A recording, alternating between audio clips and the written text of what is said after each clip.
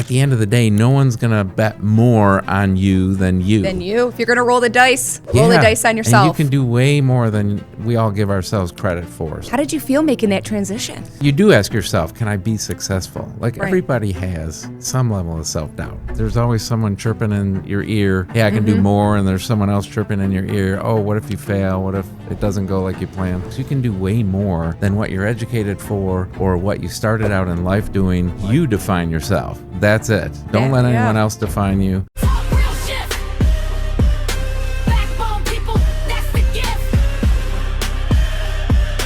This is your seat. Take your shift. Welcome back to Talk Real Shift. I'm your host, Devin Froschizer.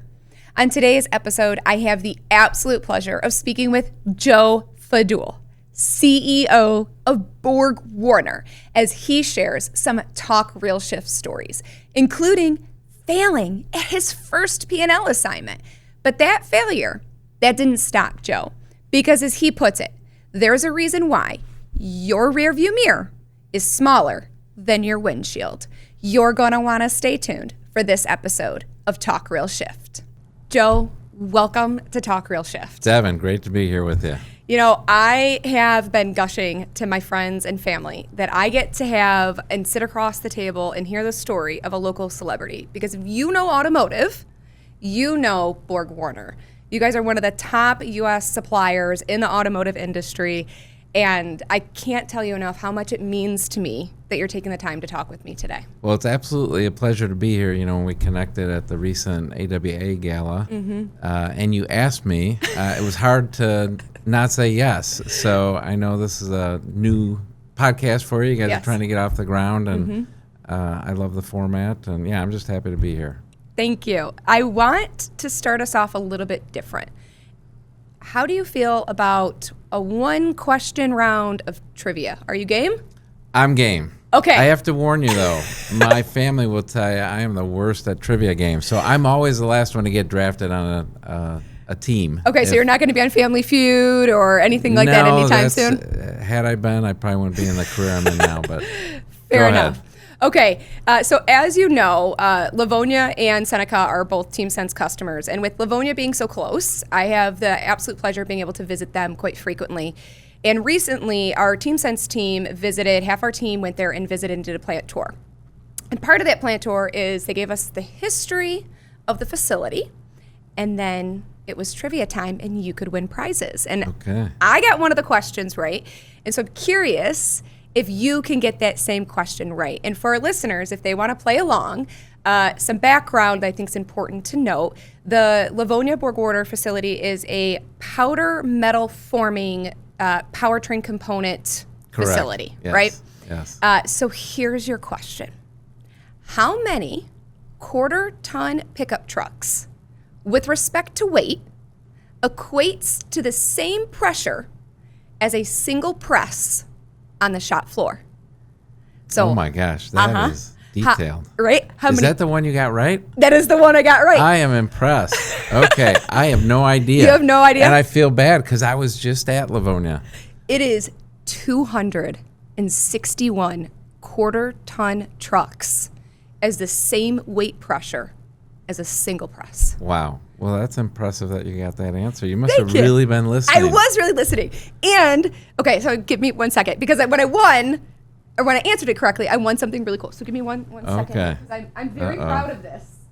Oh, I love it. The camera can't see it yet. Oh, maybe they can. I love it. I got this really Wow. cool I don't hat. even know if that's an approved BorgWarner color, but we'll have to put that in the catalog. Isn't this amazing? I think they originally did it for like breast cancer awareness. Okay, right. But I love it. And so I may or may not have picked out my outfit to coordinate with this hat today because I love the hat. I love it. Well, good job. You earned that. That was Thank you. not just given to you because you showed up. No. You had to get it right. Absolutely.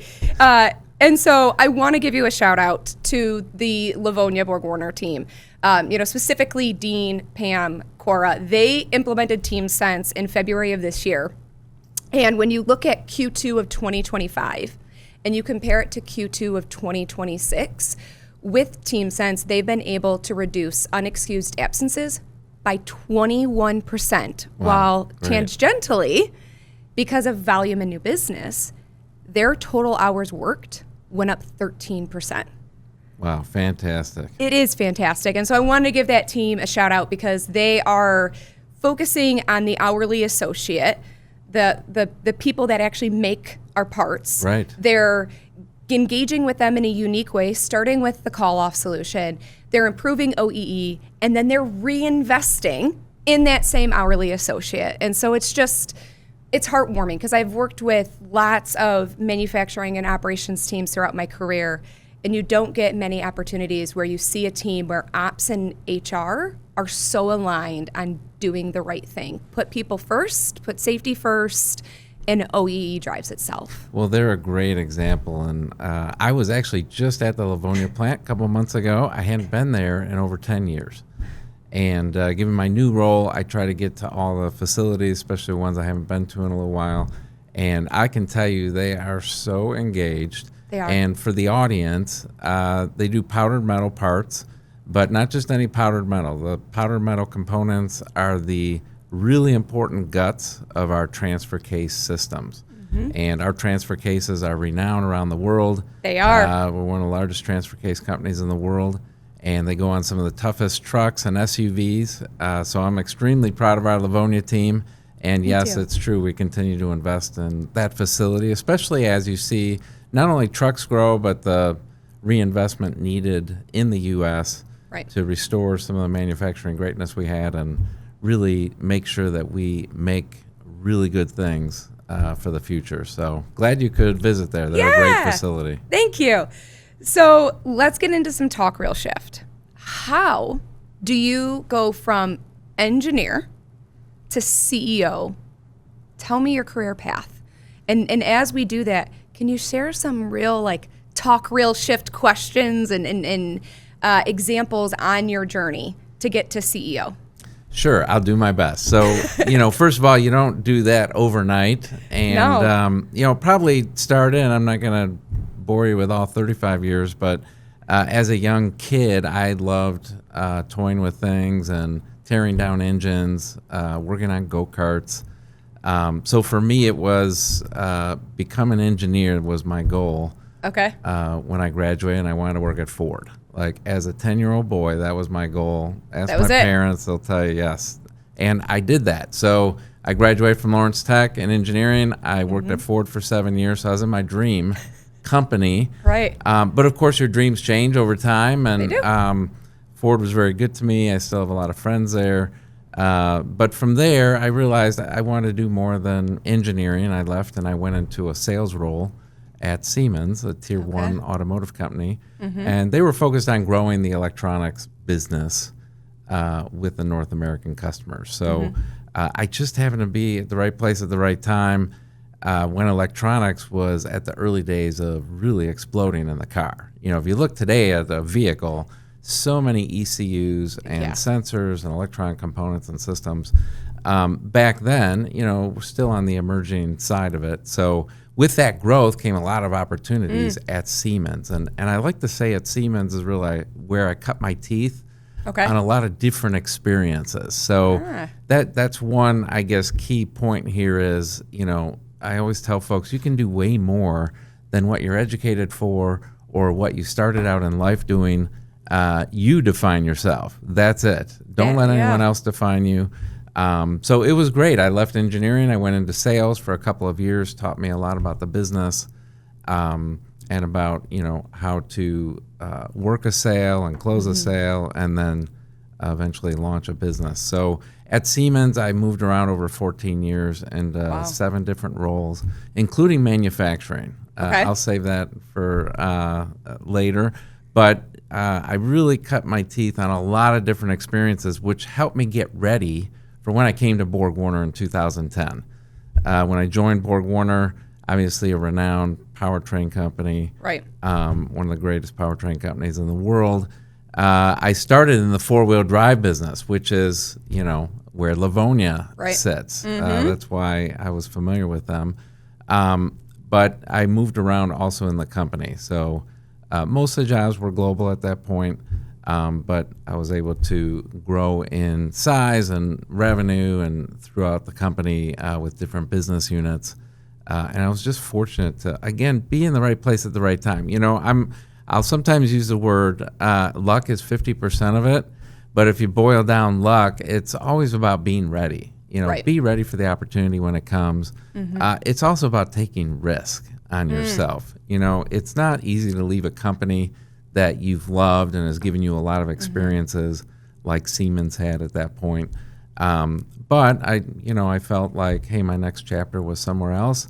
BorgWarner created that opportunity.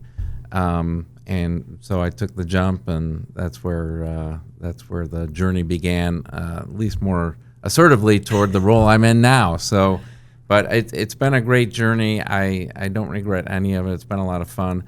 And I have to say, I had a very supportive family throughout the whole time.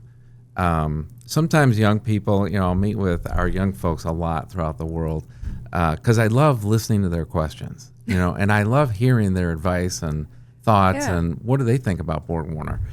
But I often get asked for career advice, and the first thing I tell them is find the right partner. It makes all the difference.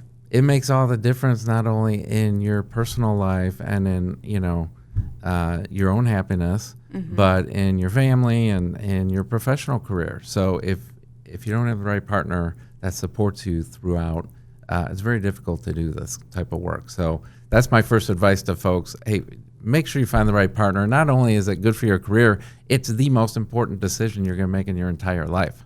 So I think that's something we sometimes forget. It's not just one person doing the work. It's a network of people. Right. You get support. I had lots of support from others every step of the way. You don't do things by yourself. And I think that's another thing people need to keep in mind. And that's why it's important we help others, right? Absolutely. This word pay it forward, you got to play it out every day because the next generation, they need the same help or more than what we all got. Right.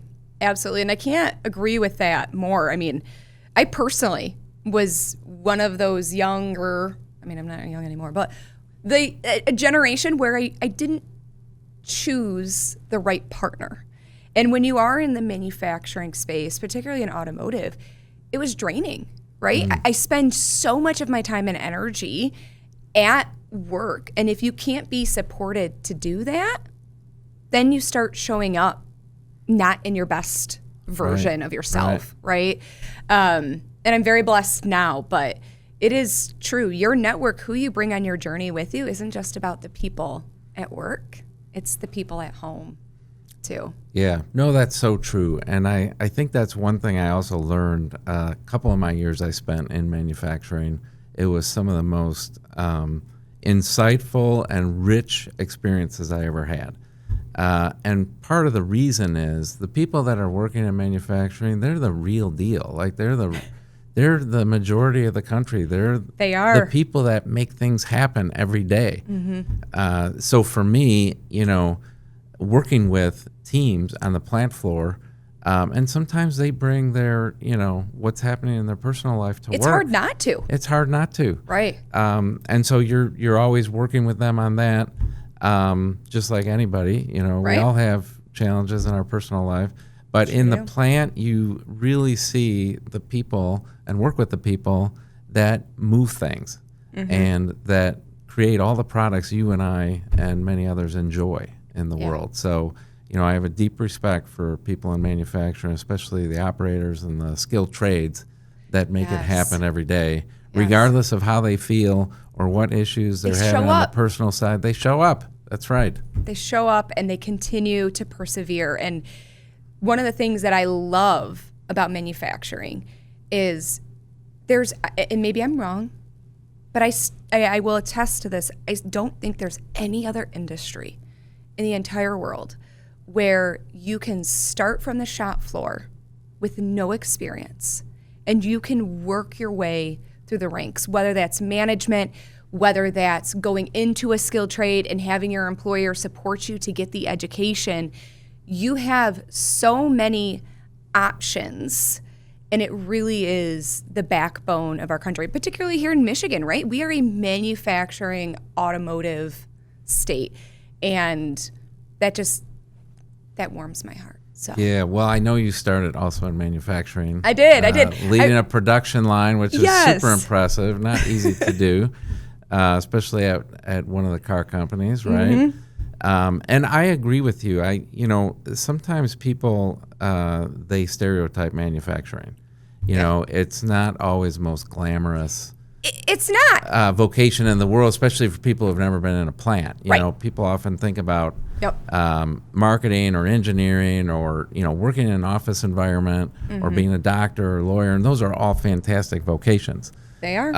But manufacturing, what firsthand, and what I know and see, is you're working in a team environment.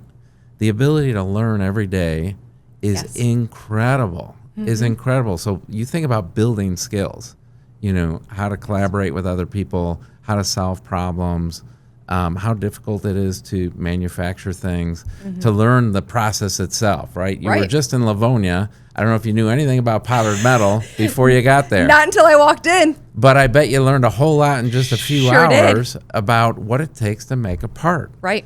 And so the ability to build your skills quickly and contribute and see every day, do we move the business forward or backwards? It's very rewarding. And I think It is. sometimes people who haven't been in a plant, those aren't the things they hear about. They Right. hear about the dirty plants of the 70s and 80s. It's hot. It's hot. It's you not have to comfortable. work. Right. Yeah, and you do have to work. There's no Yes. question. I mean, it's expected. But hey, if you like to work, it's a great environment, and I agree Yeah. with you. You can grow with it as fast as you want. And Yeah. And you get to reinvent yourself, right? I mean, my education is in engineering as well.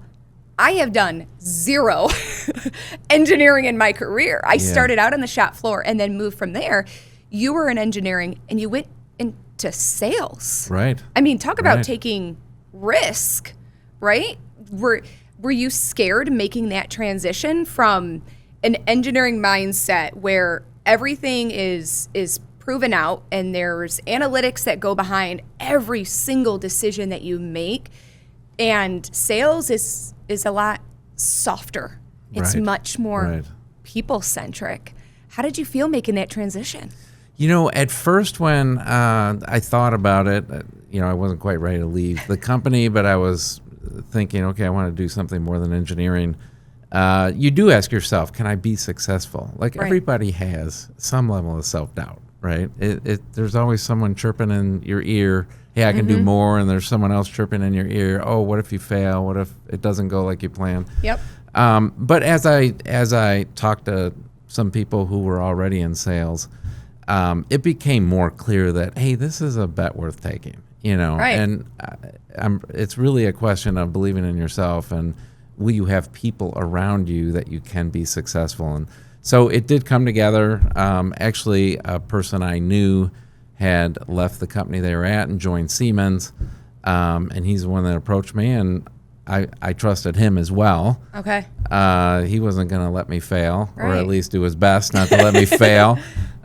So, everyone has self-doubt, but at the end, I decided, hey, this is a bet worth taking. And I think that's also what I want to encourage people, bet on yourself. At the end of the day, no one's going to bet more on you than you. If you're going to roll the dice, roll the Yeah, dice on And yourself. you can do way more than we all give ourselves credit for. So that's a little bit what I learned. And we were also fortunate. I joined this great sales team. We won a lot of business. We were recognized inside and outside of the company as a strong sales team that, picked up quite a few contracts. So that built more confidence that, Right. wow, okay, teams can do a lot of things. So I was happy to make that transition. But yeah, it wasn't an immediate, I'm just going to jump into sales. It took a little bit of time to deliberate it. Fair. And then you jumped again. You went into manufacturing. Right. So that was a little bit different story. When I left sales, I went into more of a global marketing role at Siemens.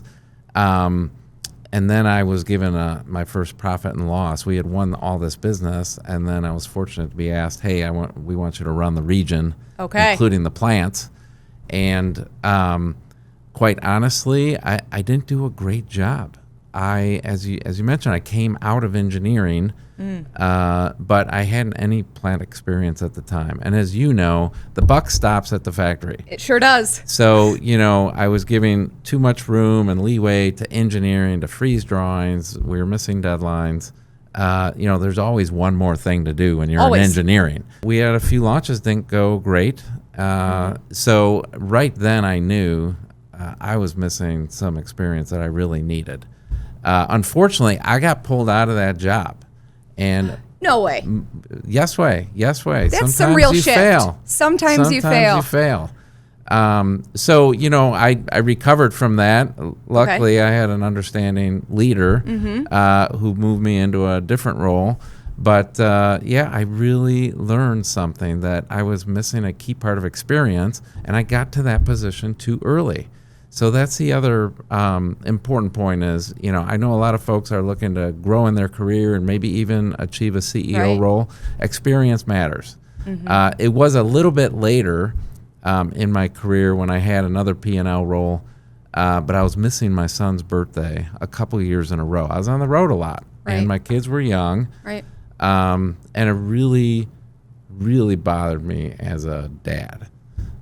So I went to my boss at the time. I said, hey, I have to get off the road.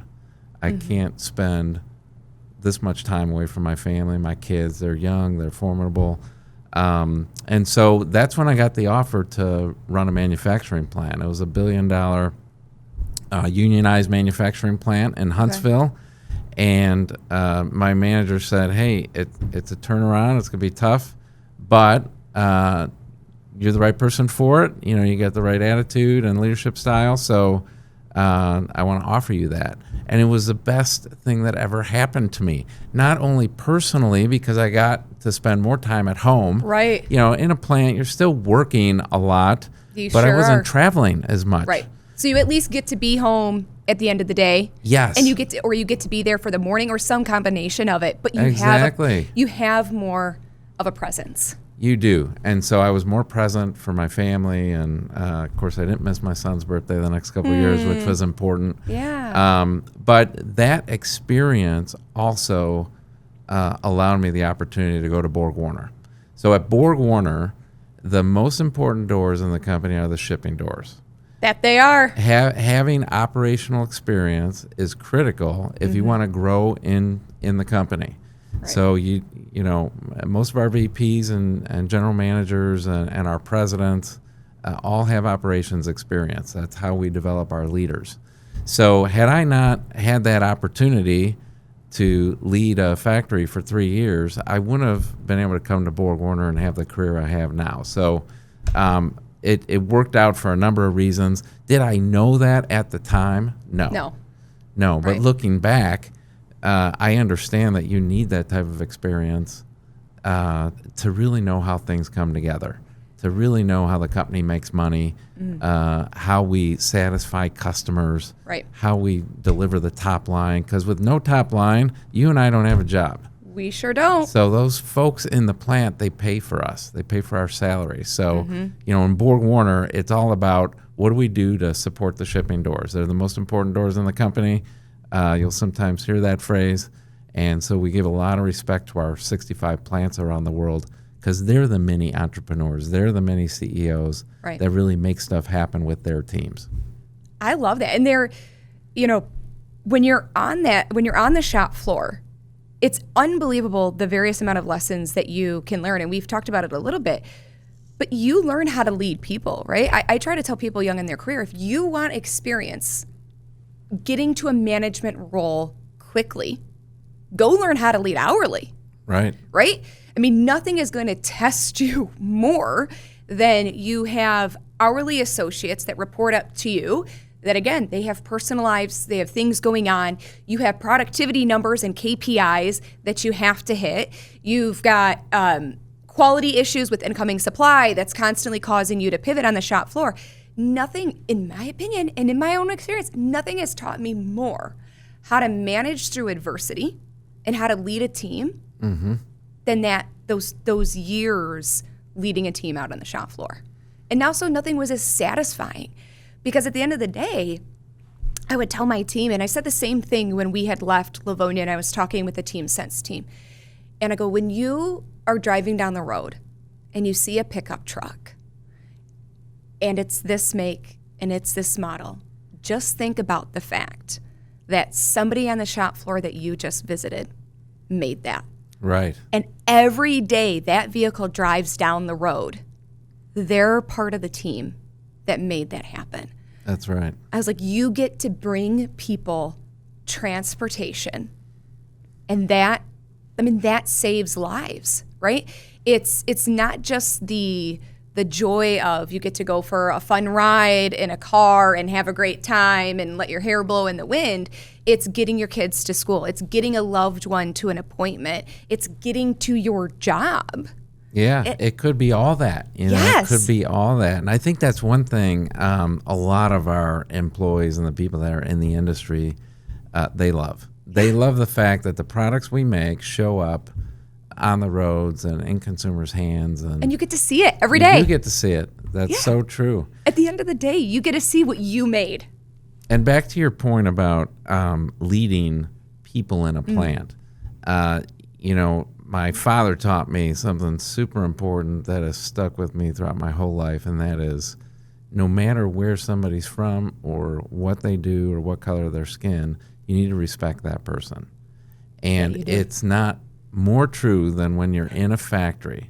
Yes. Every role in that factory is important. And sometimes, in society, especially in the last 30 years, we've had this narrative of, you must go to college. You must get a 4-year degree if you want to be someone and do something big. And what we see now, of course, it's just not true. No. We have a shortage. It's a path for some. It was a path for us. Yes. But what we see now is how important it is to make things. Yes. And how important it is to build systems and to be able to sell those systems.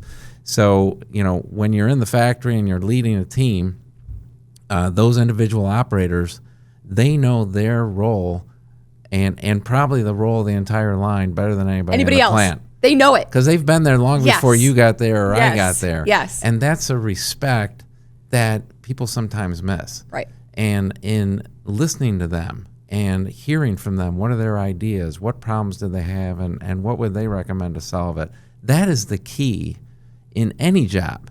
But to learn that in a plant first is fantastic. So, a lot of folks, they think a plant is not people-oriented or there aren't teams that make things. That's because they've never been to a plant. Right. It's all about teams. It is. It's all about engaging individual people and getting all their ideas and bring them together so that you can deliver on time and with high quality. Right. And that's the trick. Yep. Right. That's unbelievable. I want to share with you, my mother taught me something similar. So my mom, growing up, was a bus driver and transitioned for a school district, transitioned to be a janitor. And when we were growing up, she would always tell us that you need to be nice to everybody because shift happens. And you never know when you're going to be somewhere and you don't have toilet paper. And so if you... What a great way to bring a point across. If you poo-pooed on somebody, you're going to be stuck left being poo-pooed on by yourself. That's right. And so, similar concept, every person in that plant. Yeah, no, it's really key. And, if you think about kind of where the country is now, where we have lots of job openings in factories, in data centers, right? With this data center build out, number I read the other day was we have 500,000 open jobs for skilled trades. So, you're talking about plumbers, you're talking about welders, electricians, people working on machines, people that install things, and that number is going to double in the next 5 years. So the work is there, the opportunity is there, which is really exciting because I think there's a certain amount of respect that was missing for the people in manufacturing, the people using their hands to make things. And I feel like we're at a pivot point where that's going to shift back. Right. And, people, even the people that help you service your HVAC system at your house, I see my friends, they have a lot more respect for those individuals than they did maybe 10 years ago. Right. And I think that's necessary. I think we have to make sure we're telling the right story around these jobs. They're real jobs. They're good paying jobs. There's health care provided. Yes. So, yeah, that's why manufacturing is so important. I love that. I want to go back a little bit more to your story of, let's talk some real shift, how you took your first P&L opportunity and it didn't work out, but you didn't just stop and you didn't give up. Can you kind of talk a little bit more about how you were able to pivot post that and use that to really branch off to continue to grow yourself? Because we can fall, and we fall a lot in manufacturing, but we just get right back up. Right. Yeah, so, to unpack it a little bit, at first, of course, it didn't feel good, right? This never feels good if you're pulled out of a role. So there's a lot of learning to do. Now, at the moment, you're not thinking about learning. You're thinking about failure. You're thinking about, man, is my career over here? How do people see me? Are they going to give me another opportunity? But I was fortunate. I worked for a couple of leaders who got me quickly oriented toward, hey, life's not over here. It's what you take from it is important. And so, they helped me understand, hey, some of the gaps I had and some things I needed to work on. And I think that was the start of, okay, it's not game over. When you have a failure in life, it's not game over. Right. It's a question of what do you do with it? How do you take from it and apply it on a go-forward basis? So it's when I started, I have this analogy for people sometimes. Your rearview mirror is smaller than your windshield for a reason. You don't want to stare in the rearview mirror while you're driving. The future is in front of you. So pay most attention to that. But check in the rearview mirror from time to time because you're going to be able to draw something. You're going to be able to learn something. Right. But don't let it drag you down. Don't let the baggage drag you down. And so I was fortunate that I also had a few people around me that believed in that. And it takes a little bit of time to get re-engaged, but you realize, hey, failure is not the end of the world. It's what you do with the failure is super important. It's just like when you're in a launch and a launch goes bad, right? Things escalate, you got a quality issue. Yep. And invariably, if you're in manufacturing, you experience this from time to time.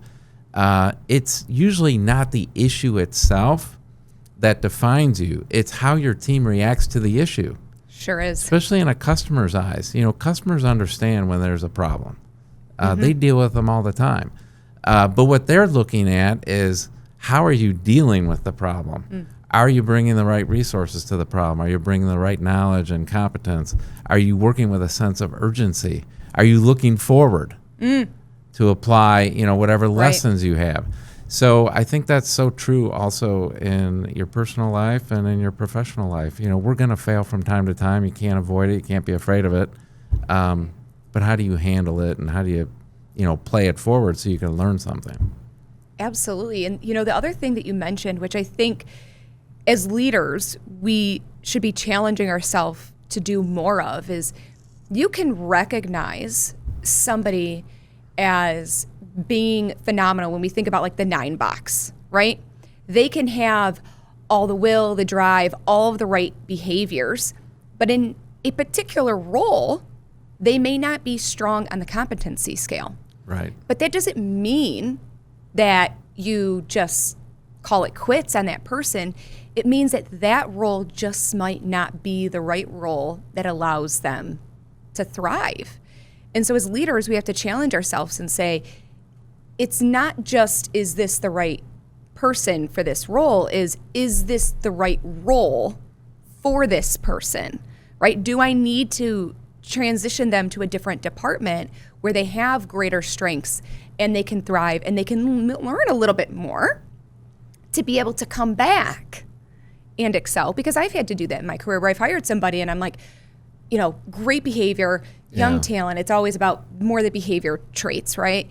And I can teach you competencies. I can't teach you culture. And they get in role, and I'm just like, man, like you're not hitting the mark. But then you see that spark in another department, and I'm like, yep, this is what I need to do. Like, it's just not the right role. How do you kind of deal with those challenges? Have you paid that same respect forward in your career to somebody else? Yeah, so that's such a great point. I think we sometimes use this phrase of, hey, sometimes you got a round peg in a square hole, or vice versa. Yes. So anyone new to a job, especially if they've stepped out of function, you're usually making a bet on them for other reasons. Right. It's not their competence in the function. It's their attitude, their mindset, their ability to solve problems, their ability tenacity to work with others, right, their energy level. Right. So, you need to expect a certain amount of time before they can build their competence. And you try to surround them with people that can support that. That can help them, right? And cover some of the blind spots they might have or gaps until they can grow into the role.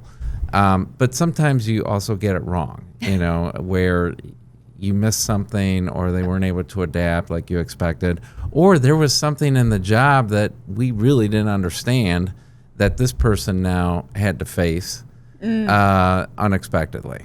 So I like to say we're never as good as our successes because we have tailwind. Right, that we often don't give credit to. And we're never as bad as our failures because we probably had some headwinds that any good person may have failed in that role. So, once you keep that in mind, there may be some headwinds on somebody that the last person didn't have that you need to take into account. So you do have to have some patience and understanding. The last thing you do is fire somebody. That's only after things just haven't worked out, and it's usually due to not competence. It's due to culture, mindset, and attitude, and work ethic, and whether somebody really wants to be there doing the role. So it's important to kind of anticipate those challenges they're going to have, surround them with people that do have the competence until they can grow it. But sometimes you do get it wrong, and you have to be prepared to find another role if that's the case. Has there been another time in your career where we talk some real shift where you got it wrong and had to pivot? In terms of a business decision or? Dealer's choice. We're going to roll the dice. We're betting on boy. ourselves. Okay, this is exciting. So first of all, certainly, especially as you grow in your career and responsibility, decision-making becomes a bigger part of your job. Yes. Obviously, a very big part of my job. You want to get many more of them right than wrong. I would first start by saying, on decisions, what I've found is helpful, and I've gotten a lot of coaching over time. First, determine, when does this decision have to be made? When I was younger, some of the managers I worked for, they encourage quick decision making. You want to be decisive. You want to be seen as somebody who doesn't get bogged down and doesn't delay decisions. You want to be decisive. In reality, that's not true. You want to be decisive on decisions that need to be made now. But not every decision needs to be made now. Let's say someone brought you a problem and said, hey, we got to take a decision on this today. Your first question is, okay, why do we have to take that decision today? Mm-hmm. Your second question is, whose decision is this? Is it your decision, or is it someone else in the organization? The reason you ask, when does this decision have to be made, is because when you make decisions too early and there's too many unknowns, the chance of you getting it wrong are high. Right. It's 50-50. Yeah, right? At best. At best, because you might have poor assumptions you're running on. You don't have the right data set. So if a decision really does have to be made now, then it's on you as a leader to bring all the resources to bear to make the best decision you can. So you can't just status quo it. You need to realize, okay, I got 24 hours to make this. Let's pull in these people, you can. Get their ideas, get their thoughts, so we can make the best decision we can. Now, if you have time to take the decision, you have a week or 2 weeks or 4 weeks, then it's a question of setting up the solving of the problem with the right people, and make sure the problem is defined well, involve those as needed, and then you might get to that point and realize, I don't need to take the full decision now. I just need to take this part of the decision, and then we're going to create options for the rest of the decision. So I'm just giving you a little bit of insight into kind of how my thinking has changed over time, because I have gotten decisions wrong. That first you got to decide, when is this decision required? Because that's going to give you the best possibility of making the right decision at the end. So, when it comes to, okay, where have I failed on decision making? So I remember back when I was a sales leader and we were trying to win a part of the business. Okay. We ended up making some poor assumptions on the cost structure to win the business, right? So every business, at least in our side, you're in TeamSense, so it's more of a service and a software product. Much of our products are hardware based, so the design and the bill of material is the most important part, and then you've got the labor to put it together and the overhead associated with it and investment. So we got real aggressive on some of the engineering assumptions.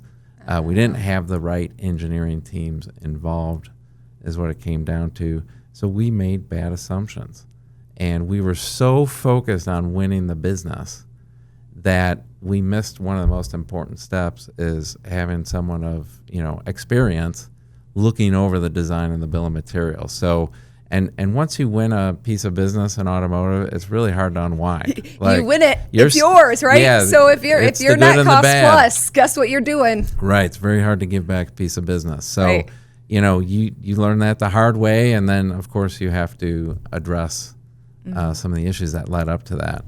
But, the one other thing that I've learned over time is you got to decide, there's a difference between one-way and two-way decisions. And let me explain that. So think about a swinging door at a restaurant for the kitchen, right? It needs to move both ways because you got people coming in and out of that kitchen door all the time, servers. And so that's a two-way door. Okay, you could step through the door and realize, we made a mistake. Let's go back through. Right. Those are two-way decisions. Okay. Those you don't want to spend too much time or too many resources on, especially if it's not a big decision, because you can always go back. Okay. One-way decisions, like, hey, we're going to buy a company.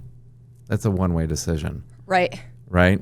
Or we're going to close a factory. That's a one-way decision. Those are very big decisions. Right. So the bigger decisions that you can't reverse, you have to be much more thoughtful about, and you have to, involve more people and have more data at your hands to increase the chance you're going to get it right. There's too many people depending on you to make the wrong decision. So, it's also helpful to categorize decisions as two-way doors or one-way doors. It helps you, bring the right folks to the table. That's phenomenal. And it gives you perspective. It gives me perspective as I think back to my days on the shop floor. How many decisions did I overanalyze when the reality was, early on in my career, I could just move forward? And now, as I got older and I was on the shop floor, I would tell my team, when I had managers reporting to me, I'd be like, guys, I don't care. Go mess some stuff up, right? I'd be like, 1, 2, 3, let's go mess some shift up on the floor and have fun, because anything you do, I can find a way to reverse it. Right. But if you just maintain status quo, we're going to get the same thing. And although it's complex, stuff comes in one door, we work some magic, and it's going to go out the other door. Right. A lot of those are two-way decisions that if I just would have been more confident in the ability of how to reverse it, we could have just moved forward faster. Right, and probably the thing you were thinking about, which most people do, including me, am I going to get it wrong? Yeah, yes, because that's it what's weighs going on through you. your head, as opposed to what could go well, and we can maneuver around it if it doesn't go well. Right. We can adjust. Right. That's not what's going through most people's heads. No. So we have to get out of our head of, am I going to get it wrong? and this whole idea of perfectionism, Right. and just embrace, hey, I'm going to get some things wrong. Mm-hmm. Once you do that, you realize, okay, we're going to take more risk, Right. especially on two-way doors, or especially, when you've where got a longer quality is decision not time. at risk, or you got Right. a longer decision time. And I think that's helpful for people's mindset so that they can move forward and they can Right. do more things than getting caught up in, oh, am I going to do the wrong thing here? Right. Because there were times where I was like, we have a big buffer built, and I want to try this really creative idea, because if I can get more lifetime on this cutting head, right, the cost save could be phenomenal. Right. The risk is I burn through some material. But I'm like, I've got buffer. Like, let's run it, right? Let's run an Let's try experiment. it. Yeah. Let's try it. Like, beg for forgiveness later. What's the cost? If it works, the upside is huge. If it doesn't work, we don't have to run overtime. I'll eat the cost. I'll find another idea to do cost save to upset the Right. material costs Right. that I ate. Like, no big deal. Big deal. But it's also, it's a two-way door, right? Like, you can work your way back from that. And so, I love what you just said. Or I'll have the confidence that I'll find another idea. yeah, I'll offset I it. think that's also so important, is that, this whole idea of staying creative and staying positive and coming up with new ideas every day. Right. That is what is going to be the future of manufacturing. Status quo doesn't work anymore. No. Speed is important. New ideas, better productivity, improved quality. You can't just live with the status quo for Right. even a day today. No. You need to be improving every day. So I love that point you made. Hey, if I don't get it right, I'm we'll gonna come find up with something. another Yeah, idea. So I'm gonna get another so one, right? important. Like, and they don't always have to be massive ideas, right? I could move this workstation, or I can move this rack 5 feet this way, and 5 feet is X number of seconds, and these people are walking this, and that equates to how many pieces, and how many more units can I get out the door if I just cut off Right. 5 feet of walking distance. And that's, again, like, those aren't huge changes. I'm not a brilliant mastermind, but those are things that when you ask, to your point earlier, when you ask the associates out on the floor, because they know the machines inside and out, they can hear when it's not right. They can hear the quality issue before it even happens. Right. Like, what would you do differently? And that was what somebody said. They were like, Devin, like, can we move this bin like 5 feet? Like, the amount of time that this would say, cool, let's just do it like that. And I'm like, yeah, just do it. Just move it. Right. They're like, well, what if? I'm like, who cares? We'll put some 5S tape here. I'll slap a label. Like, I didn't even print out a label, right? I put some tape down and I hand wrote a label. I was like, it's 5S. It's official now. And they were like, just like that. And I was like, sure, if it doesn't work, I rip up the tape and we move it back. Yeah, and that's so inspiring for team members to see, right? When there's action, when they see their idea in action immediately, they're like, wow, I have authority. I have influence. I can make stuff happen. Which is also important as a team leader in a factory, right? That you're listening to people and you're actioning the good ideas as quickly as possible. Because that's what gets people fired up. People at all levels and in all places of work, they want some influence at the end of the day. They want some control. They want some environment where they can see their ideas play out. And that's what you're providing for those folks. We want to feel like we're valued, right? Right. At the end of the day, we just want to feel like we're valued, Respected, that we're important. And when we give people that, even if you just give one person that, and I try to tell people early on in their career, look for a piece of low-hanging fruit and win over one person on your team. Just one person. That's great advice. And then as soon as you win over one, they will be the change agent that drives everybody else along with you. Because your team is typically, you've got your high performers, right, that are just they're your workhorses. You can count on them no matter what.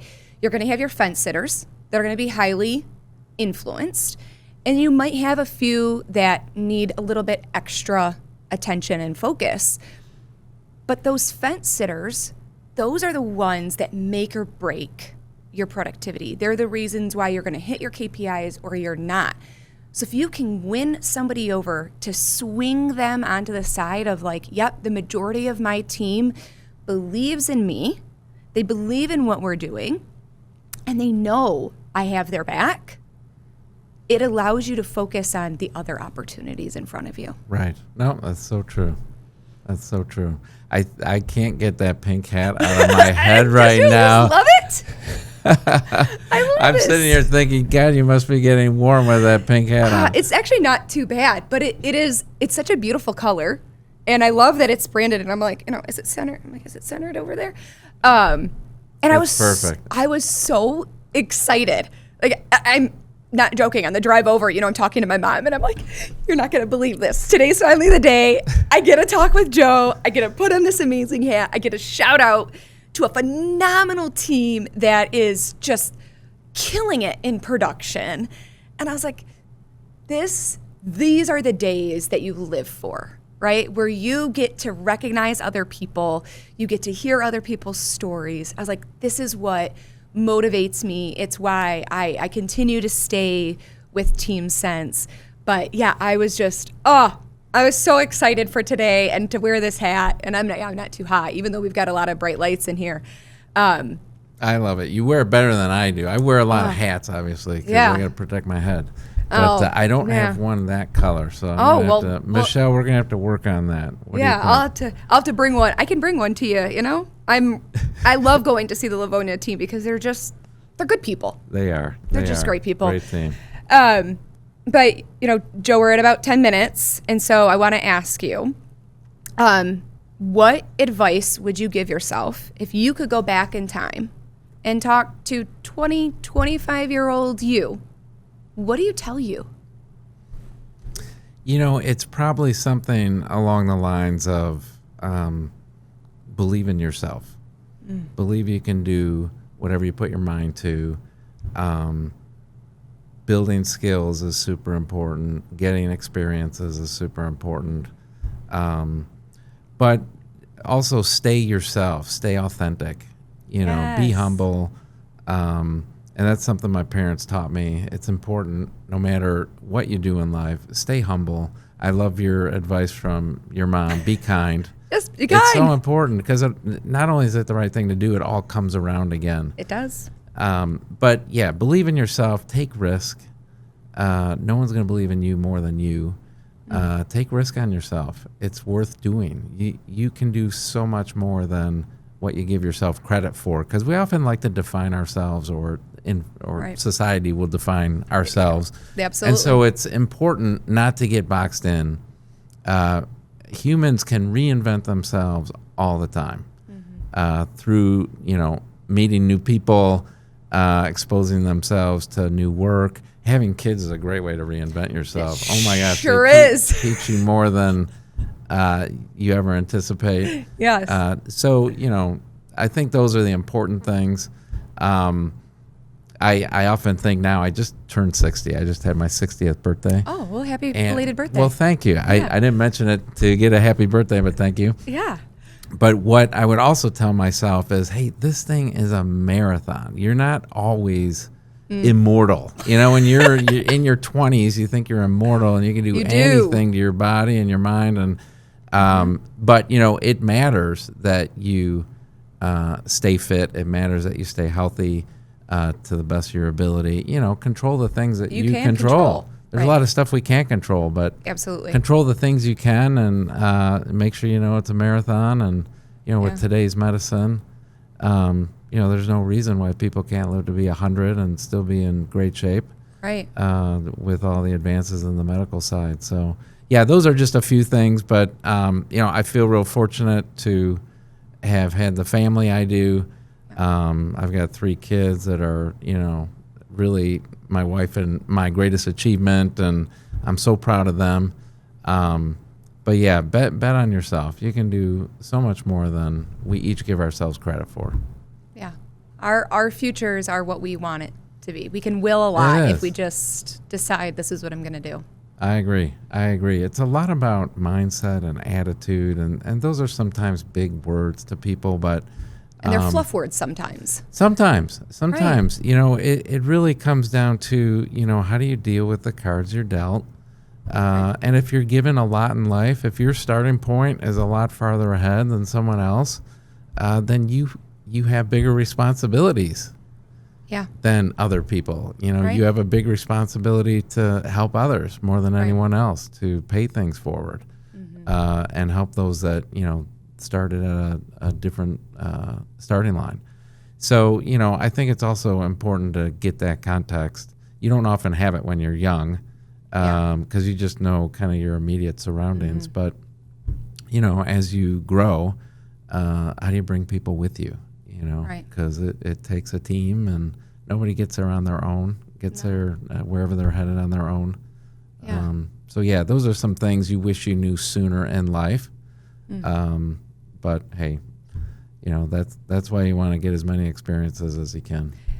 Absolutely. And, you know, to your point, we all don't start off on the same starting line. And I was very early in my career a little disgruntled sometimes because I had faced a lot of adversity in life and a lot of challenges, particularly in my younger years. And I used to be like, I don't want to hear excuses. Like, we all have trials and tribulations, Right. and we all have things going on. Like, and in my mind, I'd be like, I rose above it, so can you. So just deal with it, right? But that was absolutely the wrong mindset, right? The reality is that we do all have trials and tribulations. So how are we paying it forward? How am I helping the next person so that if they're facing similar adversities, that they don't have to work so hard to get to the next step? Right. Yeah, and just know that everyone has a different set of challenges they're working through. Yes. And to understand that, and then to lend a helping hand, to level out the field somewhat. You know, I think, and that's where we were talking about at AWA, this whole idea of generative AI. Yes, right? this is one we of my haven't favorite touched on that things. yet. But generative AI, you know, there's so many opportunities with it, but there's a lot of risk to it. You know, you hear both sides of it today, and I understand, especially from our team members, that, hey, you know, this can put me out of a job, or this is going to change how I work.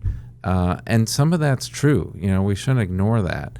The one thing, though, about generative AI, it's so new that it's going to level the playing field. Yes. You know, it's going to reduce the number of experts, 30-year experts in the company, because it's democratizing knowledge. It's giving tools to people who may not have the depth of competence, but they can access that. Yes. And so it's a lot about how do you use these tools? How do you become more personally productive?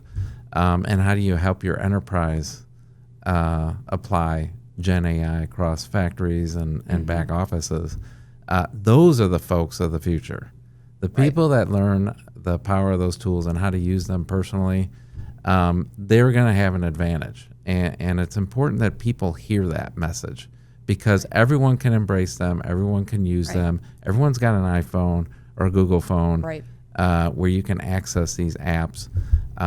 So that's the other thing I just encourage folks. Hey, become savvy in that. You'd be surprised how many more opportunities you're going to gain for yourself and your team by becoming very knowledgeable about the power of Gen AI and how to use it. Right. And you made this comment at the gala, and it stuck with me because it's the first time I've ever heard that perspective. It doesn't care about your race, your gender, your ethnicity, your age, nothing. Right. It truly, for the first time, likely since the Industrial Revolution, has created a level playing field for everybody. It's who's going to embrace it that will take the next step forward.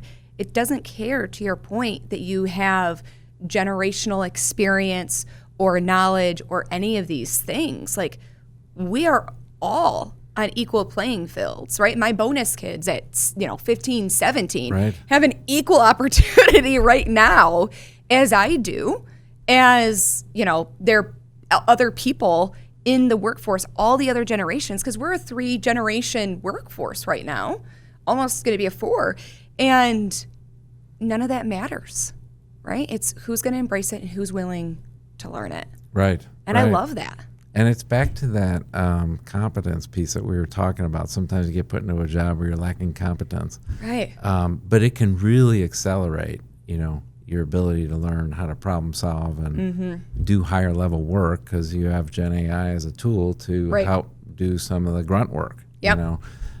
So I agree with you. I think we're in the very early innings of this thing. I think it's upon each person to really embrace the tools. I know there's some fear, and I understand it. There will be some jobs that go away due to Gen AI. There's no question. But others are going to be created. Others will be created, and I liken it to the transition to automation 30 or 40 years ago. It was a big topic in manufacturing. Hey, automation is going to replace workers, and it did.